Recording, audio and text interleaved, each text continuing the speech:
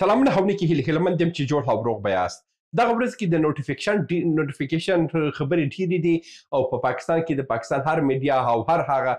کس چې په ټیک ټاک هم تاسو ګورئ وینئ چې یاره شهباز شریف نوټیفیکیشن نه جاري کوي او نوټیفیکیشن نه ورکوي او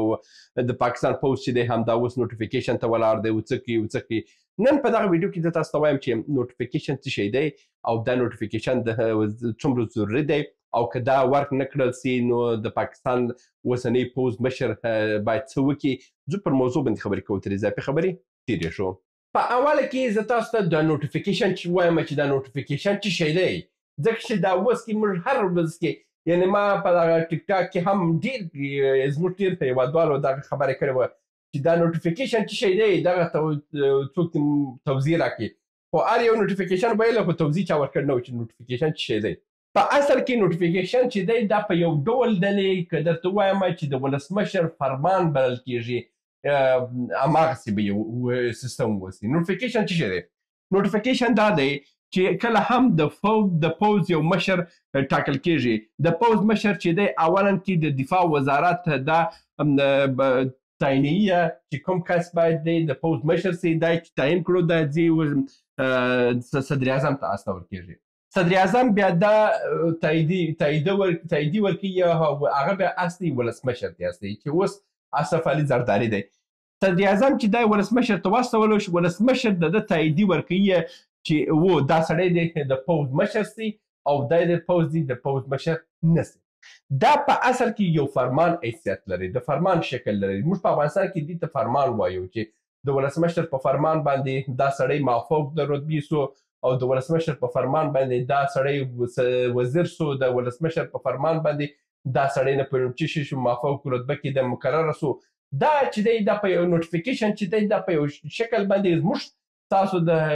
د قوانینو د سیستم سره کې موږ تاسو پرتله کوو، دا د ولسمشر د فرمان شکل لري. اوس دغه فرمان چې دی دا یو ډول یو نوټیفیکیشن باندې خو چې کله یو څوک مقرر کېږي دا هغه دی او یو هم چې کله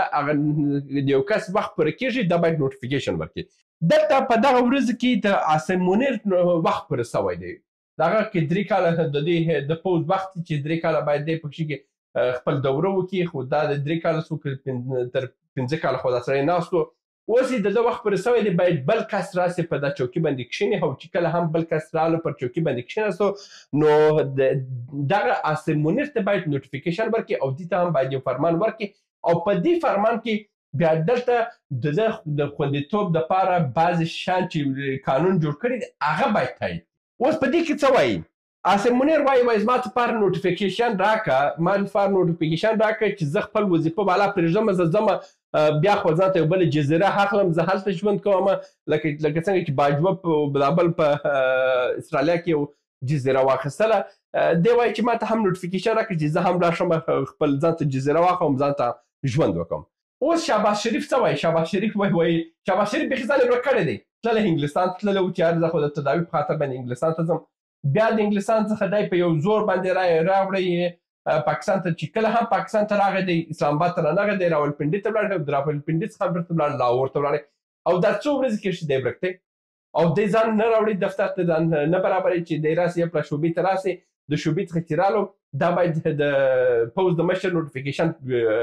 جوړ کړي. چې نوټیفیکیشن یې جوړ کړلو دلته دا څه کېږي؟ دا څه موده مخکې که تاسو فکر ووسي د پاکستان پارلمان د خپل عاصم منیر په زوره پر دوی باندې یو قانون جوړ کړو چې دی د ده خوندیتوب باید وسي، دی باید سبا وروسته محکمه نه سي، د باید تر څو چې دی ژوندی دی دلته باید حقوق و د کوم امتیازات چې اوس لري هغه باید ورکول سي، د ده باید دفاع وسي، دا ټوله. اوس شهباز شریف چې نوټیفیکیشن جاري کوي او نوټیفیکیشن هستي دغه قانون چې داسې پارلمان جوړ کړی دی دا باید خپله شهباز شریف تایید کړي او چې کله تایید یې کړلو دا بیا ولسمشر ته استي، ولسمشر دا امضا کوي او وروسته دا قانون شکل نیسي او د قانون شکل چې ونیوی دغه امتیازات چې په کلونو کې چې دا سړی ژوندی دی دته دا امتیازات د پاکستان د خزانې د خوا هر کال ورکول کېږي. نو اوس خپله شهباز شریف وایي وروره دا خو نومبدی دی، دغه کار خو زه نسم کولی په نن سبا کې او چې کله موده هم اوس پوره ده، موده خو دا 2-3 اونۍ مخکې پوره سوې وه اوس عاصم منیر چې دی په هوا پاته دی. عاصم منیر وایي وروره که زه استعفا وکړم، که دی استعفا وکړي، دی باید مستقیم استعفا وکړي او ولسمشر ته ورکړي او ولسمشر مستقیم یا دفاع وزارت استعفا ورکړي او دفاع وزیر هم مستقیم سوی چې امضا کړي او ولسمشر ته چې بېدل صدر اعظم مهمه نه ده چې وی که چې کله دفاع وزیر ته واستول چې زه استعفا کوم او به ما پر ځای بل ځای راسي، نو دا کار دا دی چې دا کوم امتیازات چې دوی په پارلمان کې ځان ته جوړ کړي وو دا امتیازات بیا په نوټیفیکیشن کې نشته او نه هم نوټیفیکیشن ورته رسېږي. او د دې سره بیا د پاکستان چې کوم قانون پارلمان څخه جوړ شوی دی او د دې قانون د پاسول امکانات نشته او عاصم منیر به دغه ټول امتیازات څخه بې برخې شي. نو دا ټول هغه خبرې دي. اوس خبره دا ده چې شهباز شریف د دې څخه څه کار اخلي، ولې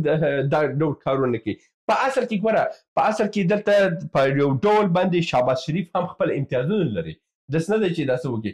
لومړنۍ غوښتنه د شهباز شریف چې خبر کې د ورور نواز شریف دا خبره وکړه، ولې وروره عمران خان ته زندان ته اچولی دی، د عمران خان موضوع خلاص کړه راسره. که سبا ورځ کې بل نفر راځي ستا پر ځای باندې کښېني، هغه سره پوځ دی، د هغه سره زور دی، د هغه سره قوت دی، عمران خان به خوشي کړي او چې خوشي کړو خو ما دپاره جنجال دی او ته خو ځي په لوړ امتیازاتو باندې کښېني. یوازینی دلیل هم همدغه دی چې د عمران خان ستونزه د عمران خان ستونزه وایي حل او دا د عمران خان ستونزه اوس دوی نشي حلولی، ځکه چې پر عمران خان باندې بندیز بند لګېدلی. عمران خان چې دی په محکمې هم ورته ورکړی دی چې دا سړی باید دومره وخت باید په زندان کې پاته سي او دا او هغه. او اوس وخت هم لنډ دی او وخت هم چې لنډ دی دلته د پوځ د مشر وخت هم پوره دی او پوځ مشر هم چې دی وایي ماته زما امتیازات پوره کړه او شهباز شریف وایي وروره زما دا موضوع ختمه کړه، دا موضوع ختمه کړه. که سبا ورځ کې عمران خان راخوش سو، بله ورځ کې صدر اعظم کېږي او چې صدر اعظم سو په ما باندې زما پوستکی رااړي او دوی شهباز شریف او نواز شریف چې د ورسره زرداري او دا بل دغه ټوله چې ویرې لري د عمران خان څخه ویرې لري او دا اوس هم چې نوټیفیکیشن یې نیولی دی ویلی دی چې وروره که ادامه یې هم ادامه کړه، که لکه یې هم میله یې کړه، که هر څه چې کوي اوس یې فیصله کړه او ماتې مه پرېږده. که دې ماته پرېښوی سبا ورځې کې ته خو تللی جزیره ځان ته اخلي، زه خو دلته پاته یم، نو چې پاته یم بیا خو په ما دپاره بلا جوړی ته او د دې امکانات هم شته چې دا نن هم عمران خان د زندان ووتلو دی بیرته صدر اعظم کېږي او د صدر اعظمي سره بیا د دوی ټول سره حساب کتاب کېږي. داسې هم نه ده چې داسې پاتې شي دا خلک او څه ظلمونه چې څوک د ټول ظلمونه پښتن د دوی څخه کېږي. نو په دا خاطر باندې چې دا نوټیفیکیشن هر ورځ کې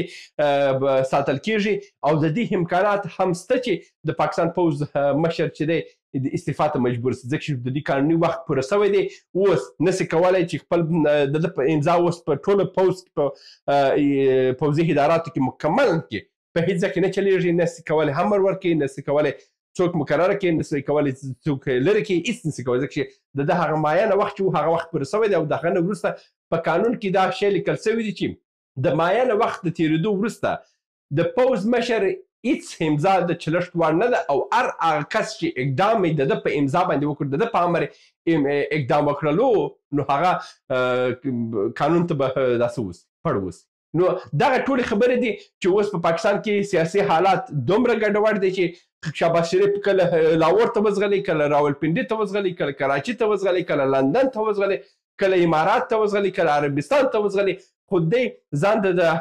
عاصم منیر څخه پټوي او عاصم منیر هم دلته اعصاب خراب دی چې ژر کوه ماته نوټیفیکیشن راکړه او چې زه دا کومې پیسې چې ماته د قانون ویلی دي او پارلمان چې ماته جوړ کړي دي هغه ژر ماته راکړه چې زه ولاړ شم خپل کار پسې ولاړ شم او دی هم د دغه دپاره منتظره دی. نو دا ګډوډیانې په دغه ورځ کې په دغه اساس دی. هیله مند یم چې اوس هم ترلاسه کړي اوسي. تر بیا هم په الله سپارم. ښې چارې. سلامونه. موږ ډېر موضوعات جوړ کړي دي. که سیاسي موضوعات غواړئ ووینئ نو دلته کلیک کړئ او که غواړئ اقتصادي موضوعات وګورئ نو دلته کلیک کړئ او که غواړئ چې د تل لپاره راسره واوسئ نو دلته کلیک کړئ او چینل سبسکرایب کړئ. مننه.